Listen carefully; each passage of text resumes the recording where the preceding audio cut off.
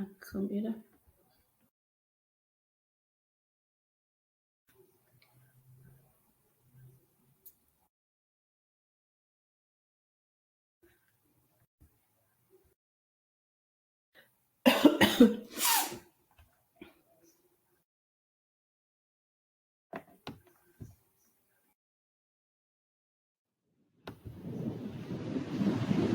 Cresce, ó filho de minha alma, para a pátria defender. O Brasil já tem jurado independência. Independência ou morrer.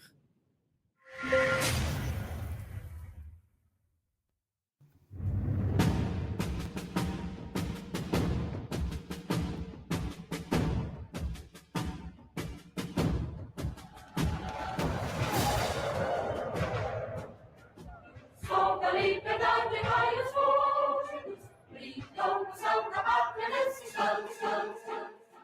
A independência do Brasil se consolida na Bahia, ela inicia antes do 7 de setembro e ela avança para depois do 7 de setembro. Nasce o sol a 2 de julho, brilha mais que no primeiro. É sinal que neste dia, até o sol é brasileiro.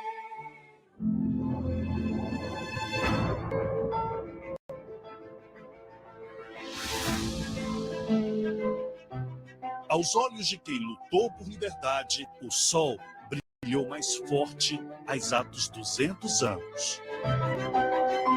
Foi quando as tropas portuguesas foram definitivamente expulsas da Bahia depois de mais de um ano de batalhas. Uma vitória do Brasil. Na linha de frente dos confrontos, a diversidade do nosso povo. Negros, mulheres, indígenas, sertanejos, militares. Personagens de uma história ainda desconhecida da maioria dos brasileiros.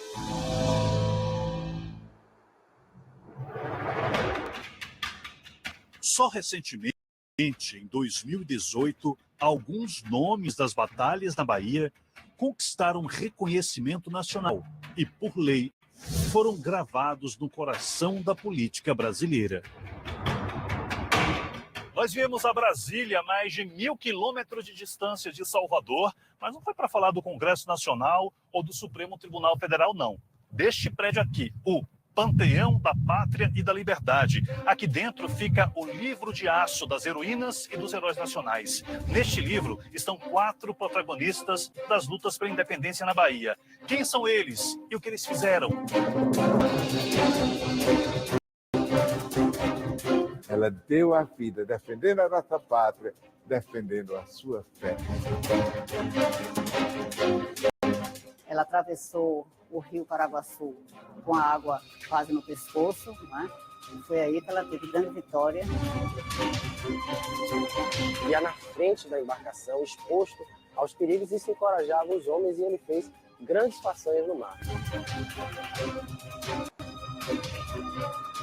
Uma mulher, né, afrodescendente, pobre, e que tomou para si a responsabilidade de defender o seu lugar. São personagens fantásticos que deram contribuições maravilhosas para a vitória. É agora. Embarque com a gente nessa viagem.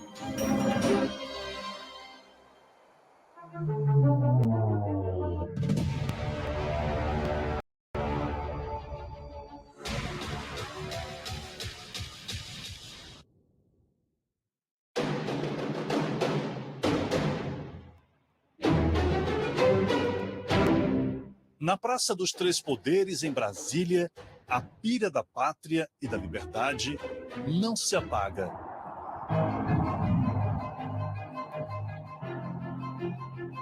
Do alto, a chama eterna dá brilho ao Panteão, representação grega da casa de todos os deuses.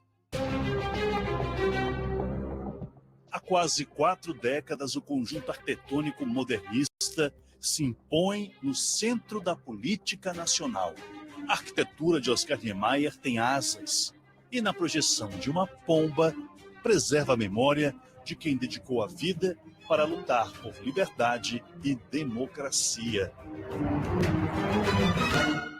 A achei muito bonito, uma arquitetura diferente. Não, lá na minha cidade não tem nada desse tipo. Muito bonito aqui mesmo.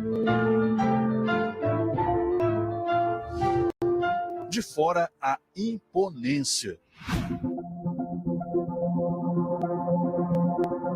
Mas é dentro do Panteão que a história é escrita, e em páginas de aço. Achei maravilhoso esse livro feito em aço e as grandes pessoas que fizeram parte da nossa história, né? Símbolos da maior revolução da história dos baianos estão gravados aqui. Maria Quitéria, Joana Angélica, Maria Filipa e João das Botas. Personagens das lutas da independência na Bahia que se juntaram ao seleto grupo de heroínas e heróis do Brasil. Rafael Rangel é o gestor aqui do Panteão. Tudo bem, Rafael? Obrigado por nos receber. Tudo bom, Ricardo? Como é que esses nomes, né, dessas personalidades tão importantes para a Bahia e para o Brasil vieram parar nesse livro? Questão interessante, né? Muitos visitantes nos fazem a mesma pergunta.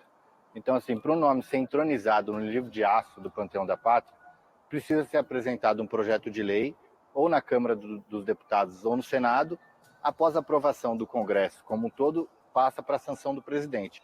Os protagonistas das lutas da independência na Bahia foram inscritos aqui em 2018 e se juntaram a outros 58 heróis e heroínas da pátria. Um ganho em diversidade e em representatividade, depois de páginas e páginas de aço dedicadas a governantes e a militares. É muito importante a gente estar testemunhando isso, ter registrado nesse livro de Heróis e Heroínas da Pátria essas pessoas que estavam construindo a nação no seu dia a dia, né? Sendo marisqueira, rezando num convento, trabalhando também na marinha. Sempre essas pessoas diferentes formam uma nação, né? A gente tem o tipo de reações. As pessoas que não sabem da existência do livro ou do Panteão e chegam aqui e têm uma grande surpresa ao verem nomes que elas reconhecem da história do estado delas, né, ou mesmo do Brasil. E a gente tem outras pessoas que já sabem de toda a história e vêm aqui justamente para ter essa sensação de ver o nome daquela personalidade que ela conhece, que ela se inspira, para ver o nome aqui, e chegam a chorar, chegam às lágrimas, assim, é emocionante para a gente também.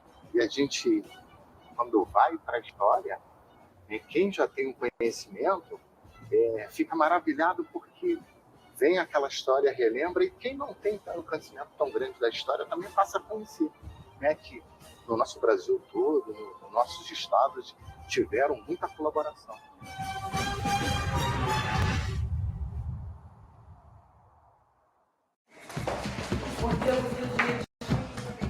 Eu acho que esse reconhecimento ele é tardio, mas ele já é uma notícia de que estamos sim buscando contar a história verdadeira desse país, contemplando a todas as pessoas, essa diversidade de gente, a esse tamanho, todas as regiões. Então, eu acho importante a gente também fazer essa reflexão para contar a nossa história realmente da maneira como ela é, e não só com a narrativa eurocentrada, né? Então, eu acho que isso é importante para o Brasil, esse novo olhar, essa nova consciência, dar acesso à nossa história verdadeira, né? E o 7 de setembro tem uma história aí que precisa ser recontada. É importante a gente lembrar, né, e pensar quantas outras Marias nós poderíamos adicionar nesse livro, né? Quantos outros representantes de camadas populares, com suas profissões, suas vidas simples, poderiam estar e podem vir a estar aqui também com as próximas gerações, né? E que bom que as próximas gerações podem ter acesso a isso. Mas afinal, quais são as histórias de heroísmo que transformaram esses protagonistas em símbolos nacionais? Depois do intervalo.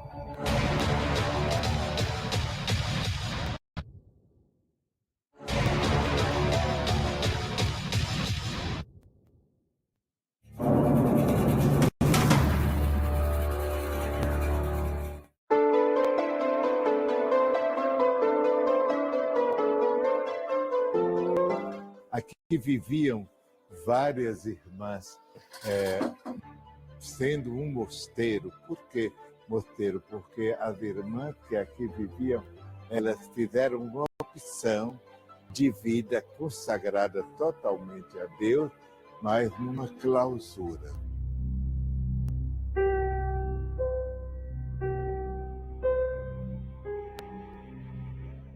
Madre Joana Angélica, naquela época, no ano de 1822, ela era aquela que coordenava todas as atividades deste mosteiro.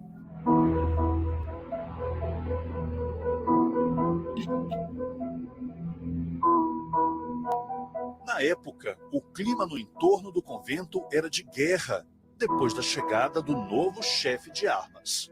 A Bahia já estava em estado de beligerância, com a posse de Madeira de Melo, né? Dias antes, a cidade vivia uma conturbação, com invasão de casas, né? Bombardeios de quartéis. Então, tudo isso gerou um clima de muita tensão. E foi neste período que, na perseguição às tropas portuguesas, perseguindo a organização do povo que lutava pela sua independência, imaginou que aqui neste convento, por ter uma posição privilegiada, era uma das partes mais altas da cidade, que aqui se estava também refugiando soldados e que ficavam aí vigiando tudo na torre da igreja. Então, tentaram invadir este convento.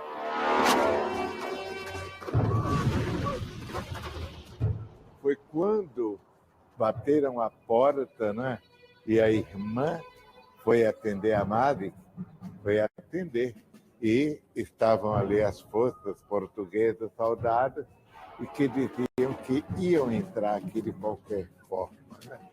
E a irmã disse, não, aqui vocês não entram.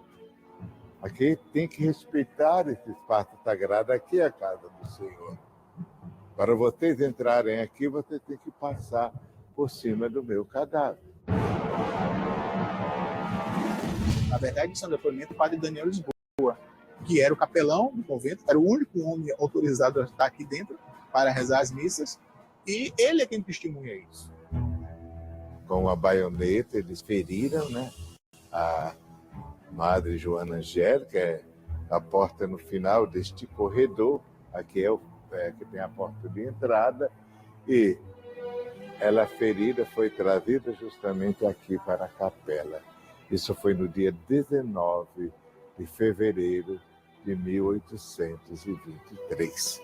Ela veio a morrer no dia seguinte, no dia 20 de fevereiro de 1823. É uma coisa insólita, né? Você, um soldado, uma pessoa, pegar e matar uma freira indefesa. Aquele episódio alardeado aumentou muito a indignação dos brasileiros contra o domínio português. Proteger esse espaço sempre foi uma das grandes preocupações da Madre Joana Angélica. E, para isso, ela deu a própria vida. Mas a importância dela vai além da fé. Os historiadores dizem que Joana Angélica compreendia a importância estratégica desse conjunto arquitetônico no contexto da independência do Brasil na Bahia. E ao tentar evitar a invasão dos portugueses, ela também estava tentando proteger os baianos e a Bahia. Então essa freira está cuidando de defender essas suas protegidas, as suas lideradas, mas também ela está preocupada em impedir que o exército português usasse passagem interna desse convento para chegar até o fundo do que hoje é o Vale dos Barris, para chegar até a região do que hoje é a Ponte do TCA, a Ladeira da Fonte, que é alcançar o Forte de São Pedro. Por quê? Porque já havia luta declarada, então os brasileiros voluntários estavam tentando alcançar o Forte de São Pedro, que era o comando das armas na Bahia, onde Madeira de Melo tinha sido empossado à base de armas, e os brasileiros estavam tentando chegar até aí. Eles entraram, mas não encontraram nada, ninguém, não é? Eles vieram aqui, tentaram subir até a torre, viram que não tinha ninguém, não foi porque as irmãs não escondiam ninguém. Claro, elas também eram brasileiras e defendiam também a independência do Brasil. Desde a morte, o túmulo de Joana Angélica é mantido no próprio convento. É reverenciado por católicos que mantêm viva a esperança de que ela alcance a beatificação e depois seja declarada santa. O martírio em defesa da fé pode dispensar a comprovação de milagres. Muitas pessoas já têm ajudado com seus escritos, procurando calçar com muitas provas do projeto, mas até agora ainda não temos aí assim uma data reservada, um tempo reservado para a beatificação. Tudo depende da congregação lá em Roma. Mais de 200 anos depois da morte, ainda resta um mistério sobre a vida desta heroína baiana. O nome, que até agora não encontraram o verdadeiro nome dela, porque este nome é o nome religioso dela. A família dela era Silva. Então, qual é o nome de Joana Angélica antes de ingressar na Ordem dos Concepcionistas aos 20 anos? Do que não se tem dúvidas é da importância da Madre Joana Angélica para os baianos e para a Bahia. Joana Angélica é a primeira personagem que se torna heroína e é reconhecida como heroína desde o início, porque ela transpôs limites. Não é próprio de uma freira de 60 anos, não é? Enfrentar um batalhão armado na porta do convento da Lapa para proteger a integridade da sua vida e das outras religiosas.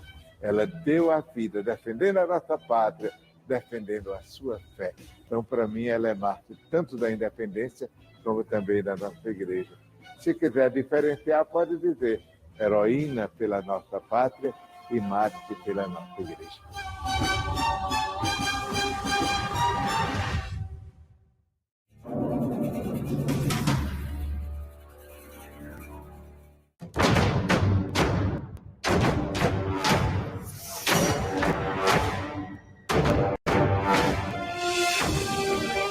Muitos são os emissários, os propagandistas, né, que vão pelas roças, pelos pequenos vilas, pelos povoados, falando da importância de enfrentar os portugueses e aderir ao processo de independência que havia já sido vitorioso no Rio de Janeiro e em São Paulo. O eco de batalhas chegou ao antigo povoado de São José das Itapororocas, atual região de Feira de Santana. Aqui vivia Maria Quitéria de Jesus.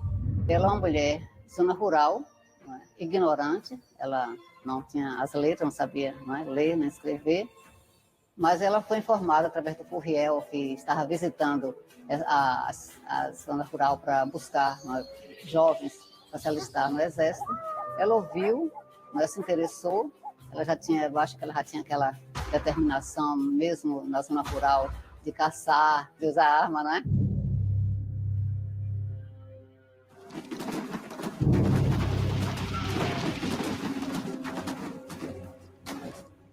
O pai de Maria Quitéria não permitiria jamais que a filha se alistasse. Não era o papel normal, entre aspas, de uma moça de família, né, que tinha um sítio, né, que tinha sido criada para ser esposa, mãe, cuidar da casa, né, alistar-se num batalhão patriótico. Mas ela ficou encantada e pediu auxílio da irmã, e a irmã lhe cortou seus cabelos, ofereceu, emprestou a roupa do seu marido e o José Medeiros. Então ela transpõe essa barreira, né, se traveste de homem e vai para a cachoeira.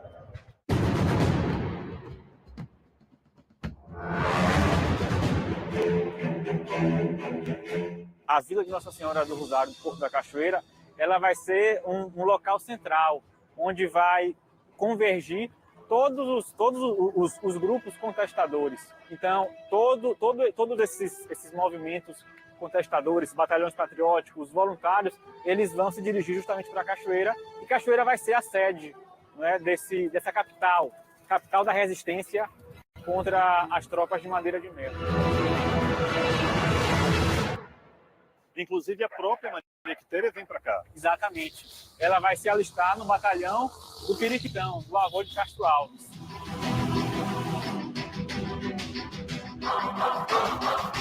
Logo aos primeiros momentos, né, depois de uma refrega em que ela se comportou com uma heroicidade, uma precisão no tiro que impressionaram o seu comandante, ele aceitou a presença dela e ofereceu resistência àqueles que achavam que seria uma vergonha para os homens valentões daquela época terem ao seu lado uma mulher guerreira. Guerreira que também comandou outras mulheres nas lutas por independência. Essas mulheres protagonizaram aqui um dos combates mais marcantes ocorridos no Recôncavo. Com água à altura da cintura, segundo os historiadores, as tropas femininas comandadas por Maria Quitéria conseguiram defender aqui, a Barra do Paraguaçu.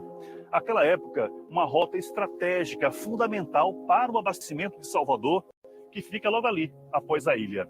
Rota estratégica e, por isso mesmo, cobiçada pelos portugueses. Devemos lembrar justamente que boa parte dos alimentos que abasteciam Salvador, eles vinham através dessa rota pelo Paraguaçu. Então, mais uma vez, o Paraguaçu ele foi importante porque ele conseguiu interceptar, ele conseguiu desabastecer a cidade de Salvador e, consequentemente, as tropas de Madeira de Melo não conseguiriam resistir por muito tempo. Além da Barra do Paraguaçu, Maria Quitéria também participou de batalhas em Itapuã, Pituba e Ilha de Maré. Maria Quitéria se destacou como uma soldada, um soldado, né, corajosíssimo. E é a primeira mulher que integrou as Forças Armadas, até onde eu tenho conhecimento, no continente americano. Como ela não sabia que era impossível, foi lá e fez. Terminada a guerra, no dia 2 de julho de 1923, depois que a tropa fugiu, ainda é bandada a Lisboa, ela ainda passou por Cachoeira e lá recebeu o convite para visitar, para ir ao Rio de Janeiro visitar o imperador, não é? Que foi, eu acho, uma coisa muito importante na vida dela, foi ela ter recebido essa homenagem do imperador, a insígnia do cavaleiro imperial do Cruzeiro. E depois ela recebeu também o soro de alferes de linha, né, nesse mesmo dia, nessa mesma ocasião. Ela voltando, ainda pediu ao imperador para uma carta endereçada ao pai, para que o pai perdoasse, porque o pai ficou muito bravo, né, quando ela saiu de casa. O imperador fez. Sonho o que quiser, vou onde quero ir, seja o que der, sinto a lâmina ferir. Momentos eternizados do espetáculo Quitéria, encenado na terra-mãe da heroína baiana. É até emocionante pensar, mas é muito curioso a gente entender que existe a cultura que tornava ele bruto e ignorante e que também era impensável essas atitudes, mas também perdoar a filha, entender que ela fazia aquilo por amor ao país dela. Também não sabia dessa relação que ela tinha com o pai. Eu imaginava que ela odiaria o pai por conta disso, mas não imaginaria que ela voltaria, faria questão de voltar para ter esse retorno, né, com o pai, se reconciliar, abraçar o pai novamente. Essa história da vida dela, pouca gente conhece, e é por isso que a gente fez o espetáculo, para resgatar essa, inclusive trazer uma relação de identidade para o povo de Feira de Santana, para conhecer a história da heroína, mas que viveu aqui bem pertinho, no distrito onde hoje recebe o nome dela, e que tem uma história que está aqui, né, enraizada aqui na cidade de Feira de Santana. O preço da liberdade do Brasil, o preço da liberdade do Brasil, o preço da liberdade do Brasil. Depois do fim da guerra, Maria Quitéria mudou de ares. Ela foi para Salvador. Lá ela casou com Gabriel de Brito, com o qual teve uma filha, Luzia Maria da Conceição. E daí ela passou a viver em Salvador no anonimato, não é? Infelizmente. Ela transpôs os limites para se alistar como soldado. Mas os limites continuaram existindo porque afinal de contas era uma mulher da roça. Os rumos da história nunca são lineares. E ela ficou quase cega, depois teve um problema de fígado e aí faleceu. E foi enterrada num cemitério que era contíguo à igreja de Santana. A história pulsa aqui, neste lugar. E aqui, a lembrança, o marco em homenagem a Maria Quitéria de Jesus. Aqui se encontram as relíquias mortais da grande heroína baiana, Maria Quitéria de Jesus, ícone da independência da Bahia, que ocorreu em 2 de julho de 1823. Ela era católica, ela professava a fé católica. Então, por isso que ela foi enterrada aqui. A espada atribuída à heroína baiana faz parte do acervo da igreja, como também a cópia da certidão de óbito, que narra detalhes do sepultamento. E diz, interessante, o atestado de óbito, que ela recebeu o enterro com a presença do pároco, com a presença do sacristão. Ela estava devidamente amortalhada, ou seja, com a mortalha, quer dizer, com dignidade. Ela recebeu todas as honras de uma verdadeira cristã, de uma mulher digna de ser lembrada, respeitada, venerada pelo povo brasileiro, pelo povo baiano. Ela ajudou a que nós fôssemos livres, graças a Deus. Maria Quitéria dá hoje nome ao antigo povoado de São José das Itapororocas, onde nasceu. Quem vem dessa terra entende desde cedo a importância da heroína para a Bahia e para o Brasil. Vocês estudam onde? Colégio Estadual Maria Quitéria. E quem foi Maria Quitéria? Uma pessoa muito guerreira, guerreou por nós. Pela independência de quê? Do Brasil. Representa muitas coisas, né? Que a mulher não tinha muito, assim, não era reconhecida muito na sociedade. E hoje a gente é reconhecida, entendeu? Como mulher, guerreira. E tudo isso já vem dela. É um motivo de orgulho para nós, mulheres.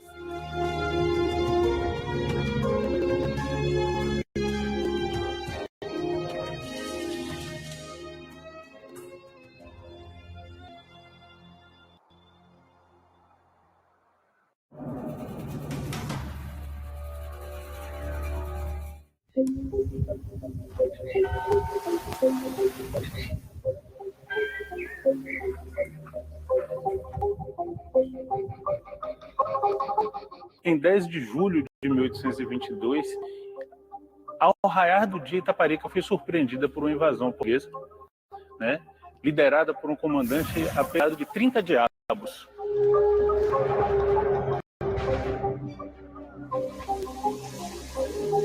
As igrejas foram profanadas, né? As casas dos patriotas foram invadidas, o Forte de São Lourenço foi invadido, todos os seus canhões foram inutilizados e eles ocuparam, sitiaram Itaparica, de forma que esse ponto estratégico ficou, né, à disposição e à mercê dos portugueses. Essa intervenção no Forte de São Lourenço também mostrou que ele era o objetivo principal dos portugueses, e aí ele passa a ser objeto de interesse das tropas itaparicanas. Quem dominasse a fortaleza de São Lourenço dominava a navegação interna na Baía de Todos os Santos e, consequentemente, venceria a guerra. Muitos dos patriotas já haviam ido para a Cachoeira para aderir à causa da independência. Lá se reorganizaram e vieram num processo de guerrilha, reconquistando todo o território da ilha. Entre os patriotas que saíram de Cachoeira para reforçar as tropas itaparicanas, estava um profundo conhecedor do mar, João Francisco de Oliveira, o João das Botas. João das Botas é um personagem muito importante porque ele era um tenente, ele é português, né? Ele nasceu em Portugal, mas já vivia algum tempo na Bahia. Apesar de português de nascimento, ele adere à causa da independência. Ele era primeiro ajudante de patrão-mor do Arsenal de Marinha da Bahia e, além disso, ele era um mestre de velas desse mesmo arsenal, portanto, era alguém bastante credenciado com bastante conhecimento nas leis do mar. E chegando aqui, ele encontrou tudo o que era necessário para armar uma verdadeira flotilha, né? Um conjunto de embarcações para combater os barcos portugueses. Itaparica tinha estaleiros, cordoarias e gente com vontade de lutar. E foi exatamente essa flotilha itaparicana famosa, que era uma flotilha leve, fácil de se manipular, fácil de se manejar, que podia avançar por lugares onde as águas não eram tão profundas, o que dava uma capacidade de combate muito superior aos grandes e pesados canhoneiros portugueses. A essa altura, o Forte de São Lourenço já tinha sido reconquistado pelas tropas itaparicanas, mas a guerra estava longe de acabar. Itaparica veio protagonizando uma série de eventos, muitos ataques, houve trincheiras em Aratuba, houve trincheiras em Mar Grande, na Fonte da Bica, no Largo da Quitanda, no Mucambo, em Amoreiras. As embarcações, todas elas comandadas por Madeira de Melo, nas várias tentativas que fizeram, encontraram uma resistência extraordinária, tanto do ponto de vista da coragem, quanto do ponto de vista da inteligência. Mas a grande batalha ainda estava por vir.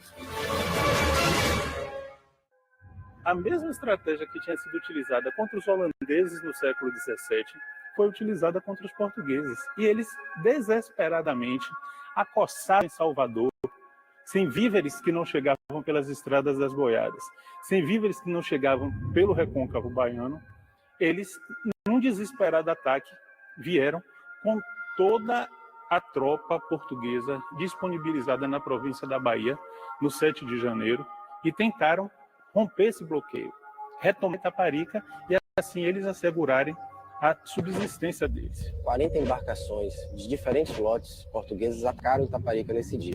Se dividiram em dois grandes grupos. Uma atacou as praias do Mucambo, do lado direito, de onde nós estamos aqui, e as outras atacaram a praia de Amoreiras, do lado esquerdo.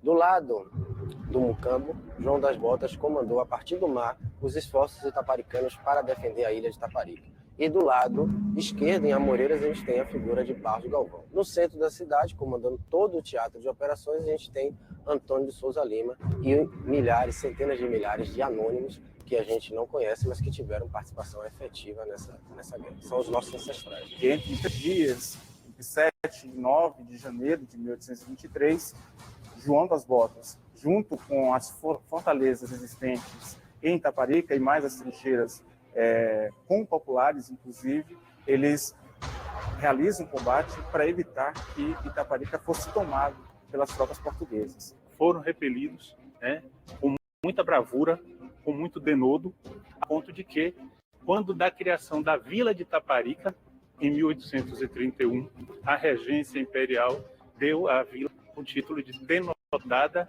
Vila de Itaparica, pela bravura dos seus filhos aqui nos combates do 7 de janeiro de 1823. A Batalha do 7 de janeiro é um momento mais importante, né? É o ápice, é o grande momento. Não à toa que virou a festa da cidade de Itaparica. Itaparica comemora como data máxima o 7 de janeiro.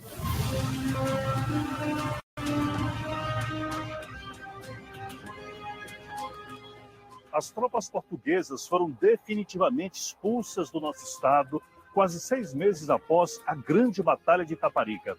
Para celebrar a vitória, João das Botas cruzou essas águas da Baía de Todos os Santos e cravou, aqui no Porto de São Marcelo, a bandeira do Império do Brasil. Ato simbólico que ficou imortalizado na história.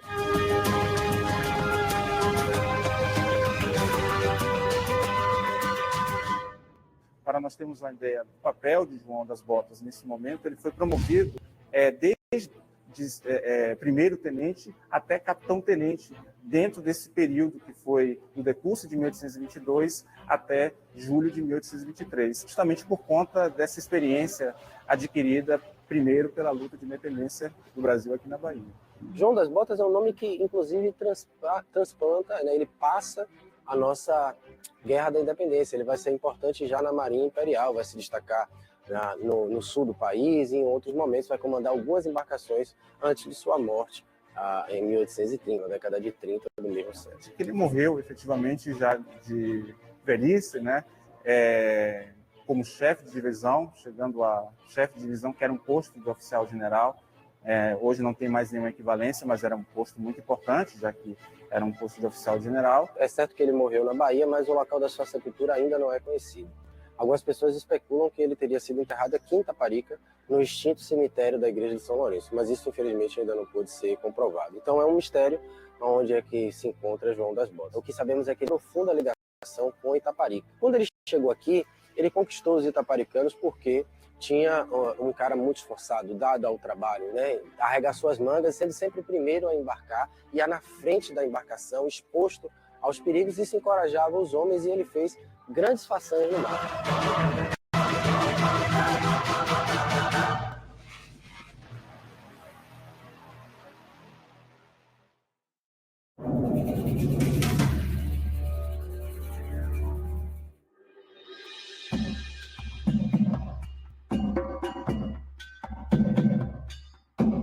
Cada canto aqui, cada viela, cada beco, cada rua tem um pouquinho de história, um pouquinho do processo que foi a independência da Bahia. Quando você olha para essa fortaleza, o tamanho desse forte, a localização dela, e você começa a imaginar que os episódios que são narrados sobre esses heróis se deram no entorno dessa fortaleza, você começa a pensar, poxa, Itaparica era uma cidade relevante no começo do século XIX. Itaparica tinha alguma infraestrutura que se defendesse, senão não teria um forte desse tamanho. Uma mulher, né, afrodescendente, pobre, não se sabe se forra ou se nasceu livre, tomou para si a responsabilidade de defender o seu lugar. Maria Filipa é uma mulher comum, uma marisqueira, uma mulher que lutava também pela sua sobrevivência. Ela vai representar todas as mulheres envolvidas dentro desse contexto, e principalmente da mulher itaparicana.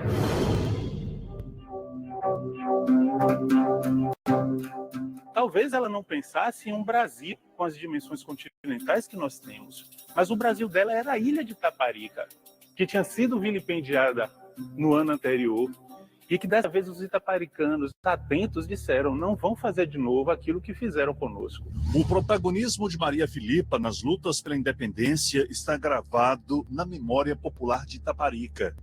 Ela juntou um bando de 40 mulheres, né? Ateou fogo, fez emboscadas. Pelo mar, os pescadores e as vedetas de Maria Filipa. Que as vedetas eram mulheres que observavam a chegada de qualquer estranho na terra. E daí convocavam o povo, pescadores, marisqueiras, convidavam para defender. O episódio que sabemos, né, e de uma surra que ela deu em um determinado português e que se celebrizou com os versos, né, de havemos de comer marotos com pão, dar-lhes uma surra de bom cansanção, fazendo as marotas morrer de paixão. Marotos e marotas eram as maneiras que eram apelidados os portugueses e portuguesas da época, né? Nós temos referências a ela na crônica histórica de Ubaldo Osório, avô de João Ubaldo Ribeiro. Nós temos referências a ela, né, nos textos de Xavier Marques, grande romancista e cronista itaparicano. Nós temos muitas referências nas narrativas populares. Ao mesmo tempo em que sobram memórias do povo, faltam registros oficiais sobre a vida desta heroína baiana. Maria Filipa, ela nasceu na época do Brasil Colônia, onde ainda não havia sido estabelecida a instituição do registro civil. Morreu já no Brasil Império, mas igualmente ainda não havia registro de óbito.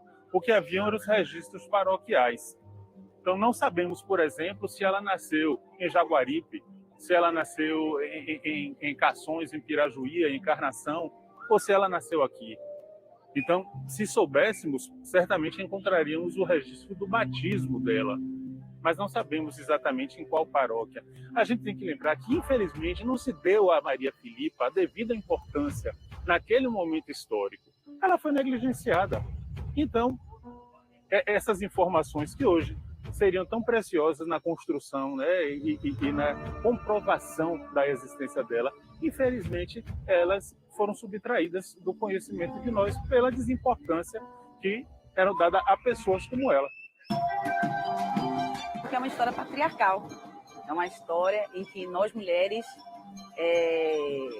somos invisíveis. E Maria Filipa, ela está dentro, né, desse rol, está dentro dessa concepção. É uma história que tenta todo o tempo marginalizar a figura de uma mulher simples, uma mulher do povo. Um documento aberto recentemente por um historiador aqui no Arquivo Público da Bahia pode ser, enfim, um registro oficial sobre a vida de Maria Filipa. Nele há detalhes de um julgamento que aconteceu pouco mais de 10 anos após o fim da Guerra da Independência. O documento ainda está preservado, não foi publicado, e a maioria das informações ainda não foi divulgada. Mas quem tem acesso ao conteúdo conta que é uma preciosidade da história. Foi descoberta uma queixa-crime impetrada por ela, como ela era analfabeta, a queixa-crime diz mesmo assim, uma mulher, né, preta, pobre e analfabeta, e a queixa foi escrita a rogo, quer dizer, alguém que a apoiava. E essa queixa rendeu muita coisa, e o julgamento foi feito depois na comarca de Nazaré, e em 23 votos, ela conseguiu 21. Não existe outra Maria Filipa nos arquivos que falam de Itaparica. Então, é muito provável, eu apostaria que sim, que ela era uma pessoa que tinha se destacado no reconhecimento popular, porque uma mulher preta, pobre e analfabeta ser vitoriosa num júri de homens letrados é qualquer coisa que chama a atenção. Aos pés da igreja Nossa Senhora da Piedade, padroeira de Itaparica, uma placa centenária com nomes de homens que foram heróis das batalhas da independência foi modificada. Uma mudança que veio do povo. Essa placa ela é original da época da construção do templo, né? Esse templo que foi construído e inaugurado para assinalar o primeiro centenário da independência em Itaparica, 7 de janeiro de 1923, ele foi inaugurado. E a sociedade conservadora de então fez com que fossem inscritos na pedra os nomes daqueles que oficialmente a história considerou heróis. Mas a população de Itaparica, no ato de revisão e de justiça histórica, né, fez que se inserisse, preservando a mesma letra cursiva, preservando o mesmo entalho, o nome de Maria Filipa. E pusemos no mármore o nome de Maria Filipa ainda antes da lei que institui o nome dela como uma das heroínas no livro dos Heróis da Pátria. Itaparica fez justiça à sua filha e reconheceu a sua importância, inserindo o nome dela nesta lápide com os demais heróis envolvidos no processo da independência. Maria Filipa deve ter encontrado milhares, né, de dificuldades, mas ela conseguiu aí atingir o objetivo e está marcada a presença da mulher baiana, da mulher nordestina, dentro desse processo de independência da Bahia.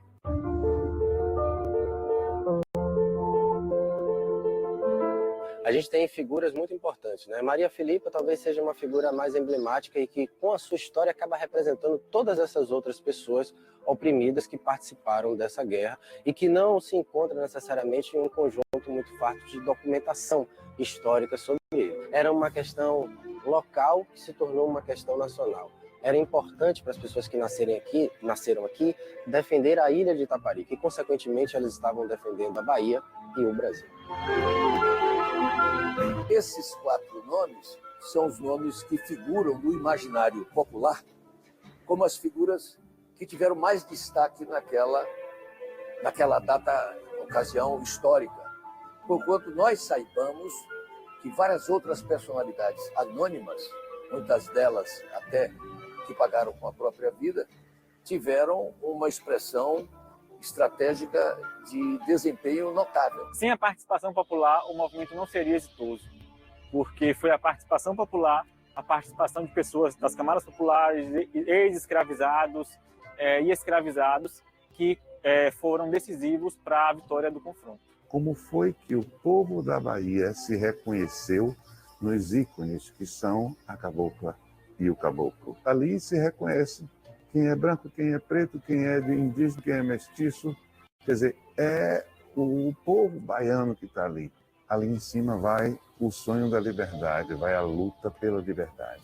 Essa expulsão dos portugueses que se consolidou no dia 2 de julho de 1823 e que agora nós celebramos o bicentenário, é algo que merece ser ressaltado na verdadeira dimensão do seu significado e da sua importância para a consolidação da independência do Brasil. Então é bom que se diga a independência do Brasil se consolida na Bahia, porque ela inicia antes do 7 de setembro e ela avança para depois do 7 de setembro. Esse é um fato nacional, isso precisa ficar muito bem posto. Não é um fato dos baianos, não é um fato do Nordeste, é um fato do Brasil. A minha memória afetiva sobre o 2 de julho é de quando eu vinha com meus pais ver o desfile desde criança. Não entendia aquilo e hoje em dia eu entendo a importância, né, a história. Relembrar o 2 de julho, marcar o 2 de julho, significa rememorar a nossa história, manter viva essa presença heróica do nosso povo. E é importante a gente enfatizar esses heróis populares na cultura e na história do povo brasileiro. E de quem é o interesse, né? De que essa história seja perpetuada? De nós, baianos. Quando fala dia 2 de julho, me traz no sangue minha cor. Que preta não se enxerga como Maria Filipa? Nós temos os nossos próprios heróis. A independência do Brasil nasce aqui na Bahia, permanece aqui enquanto nós, nordestinos, estamos sempre lutando para acabar com toda e qualquer forma de tirania. Hoje, eu, enquanto mulher preta, militar, continuo dando a minha vida por essa sociedade, pela sociedade que eu acredito.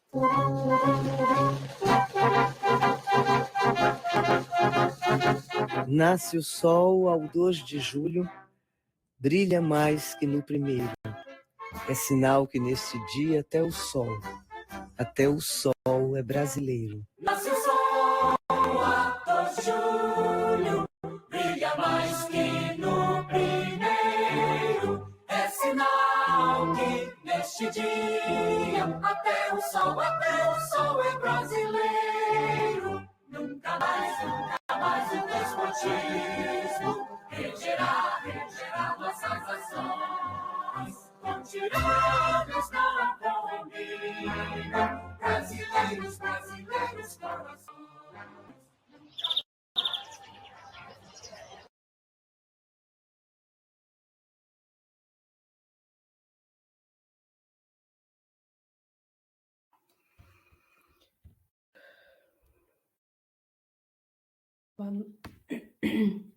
Boa noite, pessoal que entrou aí depois. Tudo bem com vocês? Espero que esteja tudo bem. Pessoal, linda essa história, né? Sobre a história de 2 de julho. Maravilhosa, né? Linda. A gente fica emocionada. E quanto tempo, assim, essa história foi escondida da gente, né? Eu me recordo muito bem que estudando aí no ensino médio, no fundamental, eu nunca ouvi essa história. E assim, após eu estar dentro da universidade, né, de estar dentro aí de uma universidade pública, e eu consegui ter, né, noção do quanto essa história é maravilhosa, do quanto essa história é linda. Como isso, como as coisas perpetuam em nosso meio, né, e a gente deixa essas coisas perpetuar em nosso meio, deixando que as pessoas escondam a nossa história, né? Que é linda. A história da Bahia é linda, gente. Eu, particularmente, eu sou apaixonada.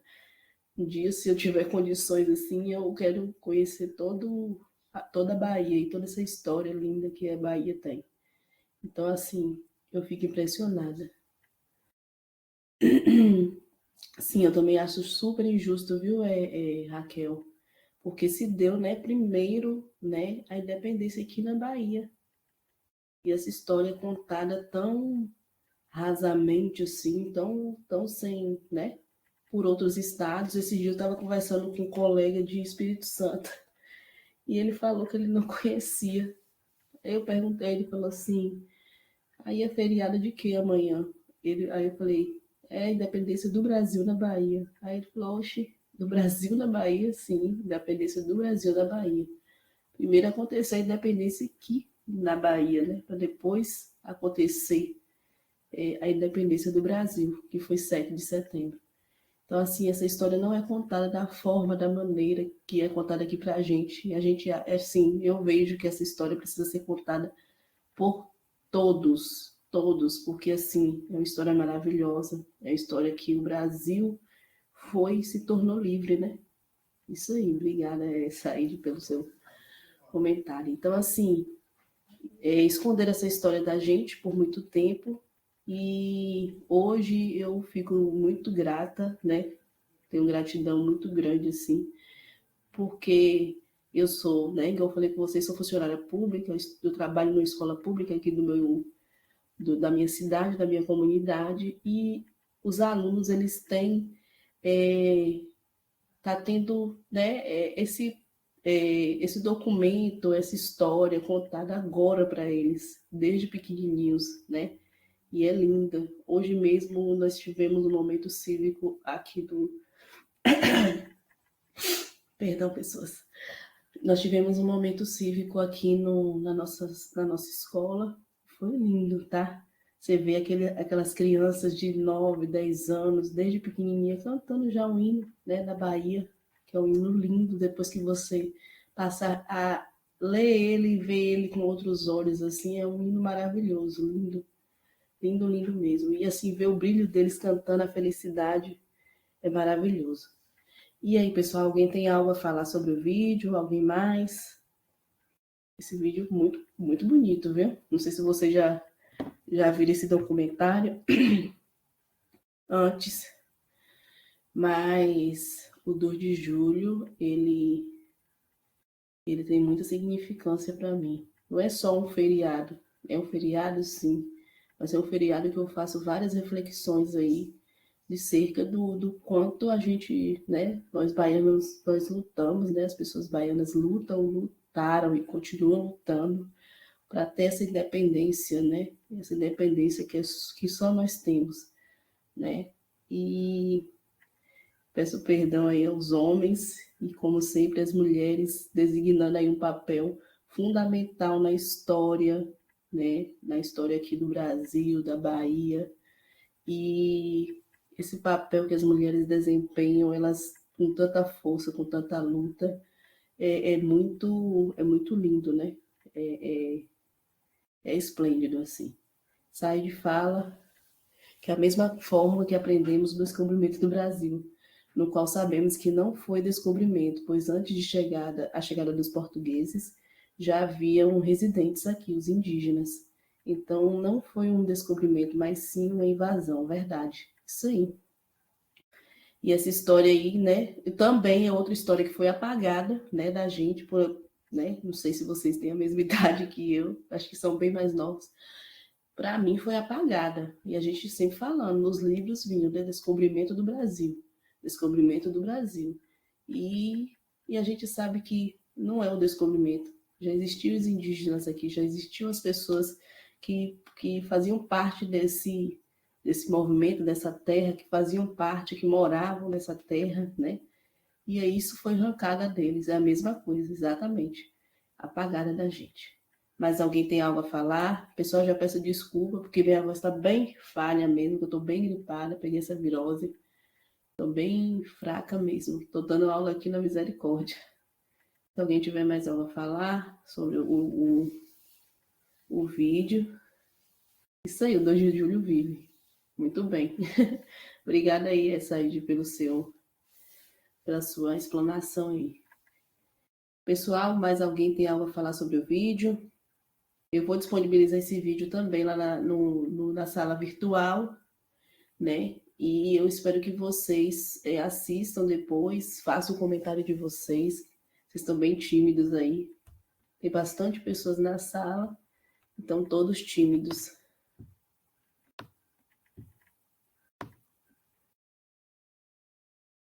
Isso, tem uma quantidade boa de pessoas aí na sala. Eu queria perguntar a vocês se vocês tiveram, mudando de assunto, se vocês tiveram acesso ao Google Sala de Aula. Eu disponibilizei lá algumas atividades para vocês fazerem. Saíde, se você quiser escrever, fique à vontade, tá? Eu posso retornar depois desse assunto. Se vocês tiverem acesso, se vocês responderam o questionário, se vocês também fizeram a leitura lá do slide que foi disponibilizado. E também temos 2 vídeos explicativos lá sobre a conquista das Américas. E eu peço que vocês assistam, quem não fez ainda, assista, faça atividades, né? Faça o seu comentário sobre o vídeo, tá bom? É importante para que, né? Eu acho que essas questões aí, esses textos, né? São importantes para fixarem na memória de vocês, para quando vocês forem fazer a prova do Enem aí, vocês arrebentarem, tá bom? Mais alguém? Ainda não fiz, também estava com a virose. Olha, essa virose está derrubando todo mundo, gente. Nossa, hoje estava dando febre. E fui trabalhar assim mesmo. Estava dando febre. Exatamente. E todo mundo indo trabalhar normal. E a virose querendo derrubar a gente. Pois é, então, pessoal, como eu falei, eu estou, né, ainda recuperando, de pouquinho a pouquinho. E aí, eu gostaria de ver com vocês, neste exato momento, que eu, né, tô meio baqueadinha, a voz ficando rouca. Se vocês querem esse momento para vocês estar respondendo o questionário aí de vocês. Se vocês, né, falarem, não, professora, vamos bastar aqui a aula e vamos responder o questionário, até porque amanhã é feriado, né? Tá todo mundo aí querendo descansar um pouco, relaxar, dar uma descansada. Aí vocês dão uma descansada, faz a leitura aí rapidinha do questionário, quem não fez, responda o questionário. O que vocês me dizem? Quero que todos opinem aí. Pessoal, a lista de chamada, a lista de frequência, vou disponibilizar aqui para vocês, tá? Assine a lista de frequência. Pode falar, Saíde. Oi, boa noite, professora. Boa noite a todo mundo. No caso, a gente pode utilizar desse momento aqui da aula para poder dar uma olhadinha lá no sala de aula, porque eu não estava acompanhando os materiais por lá. Sim, igual eu falei, agora eu tô um pouco baqueada ainda da gripe e eu queria ver com vocês se vocês podem fazer isso neste exato momento que eu iria encerrar a aula, né? Para vocês, né, ir acessar a sala ali e responder o questionário. Vocês preferem isso? A Alice respondeu que sim. Tem uma que falou que nem respondeu, nem tirou a farda ainda do trabalho. Isso aí, quer descansar, né, pessoal? Tá tudo muito corrido, muito puxado para todo mundo. Se vocês quiserem, eu posso disponibilizar esse momentinho da aula aí para vocês fazerem isso. Certo? Então, gente, por conta da minha situação e as outras pessoas também que ainda tá meio baqueada, essa virose, né? Nós vamos encerrar nossa aula. Eu vou disponibilizar o vídeo lá, quem não assistiu direito, assista novamente, tá? É um vídeo maravilhoso, é um vídeo lindo. E já peço desculpa desde já, a gente está encerrando a aula antes, tá? É porque realmente não dá para continuar, tá bem puxado. E eu espero que vocês acessem lá o Google Sala de Aula, né? Não esqueçam de assinar a lista de presença. Acessem lá e respondam o questionário, tá bom? Questionário. Analise que não consegue assinar a lista por esse link. Por que será? Você tem você tem um e-mail, um Gmail cadastrado, Deixa eu ver se eu abri. Eu abri aqui normalmente para colocar. Você tem um Gmail. Sai e volta novamente para ver se consegue. Mas qualquer coisinha aqui eu vou mandar para o Wallace que você esteve presente, tá? Se você não conseguir, tá certo? Não se preocupe com essa questão aí, não. Então, pessoal, eu vou finalizar a aula aí, assine a lista, não esqueçam, rapidinho. Vou finalizar a aula e vocês vão lá para o Google Sala de Aula responder o questionário, tá certo? Obrigada, agradeço desde já. Tenha uma boa noite todo mundo.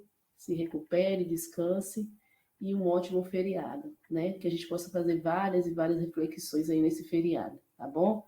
Bom descanso, boa noite e agradeço a todos por comparecerem à aula, tá bom? Desde já peço desculpa. Obrigada. Boa noite, professora. Tchau, tchau. Boa noite. Tchau, tchau. Boa noite, pessoal. Obrigada, Lídia. Obrigada, Karen, pelas melhoras. Obrigada. Boa noite, boa noite. Boa noite a todos. Obrigada, Valdinei. Obrigada. Boa noite.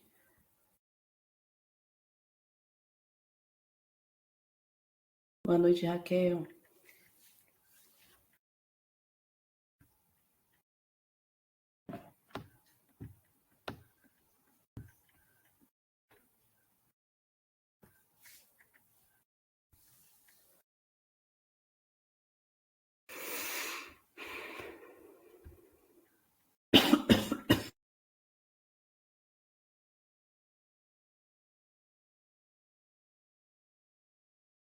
Boa noite, Alice. Obrigada. Amém. Abençoe nós todos.